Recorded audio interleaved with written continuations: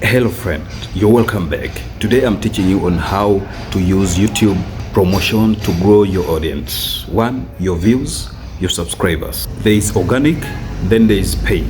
Now organic promotion, this means you make sure your thumbnails and CEO are very classic, and through sharing. That is one of the promotion that is called organic promotion. And then second one is paid promotion. Paid promotion one is you go to the YouTube analytics there, then what you do is like you put a lot of effort, that is through money. Organic promotion, you make sure your video is well optimized before you spend any money. Use catchy title with keyword, make attractive thumbnail, add trending hashtag and a strong description.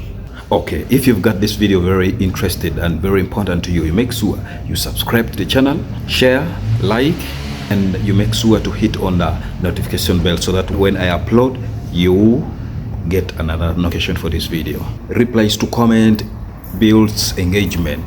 Comments are very important. It gives you to engage with your fans. That is exactly what you have to know. Share your videos across all social medias: Facebook, Twitter, Instagram, WhatsApp, and many more. Okay, let me show you how to promote your video through YouTube promotion. Let's just dive in right now without wasting time.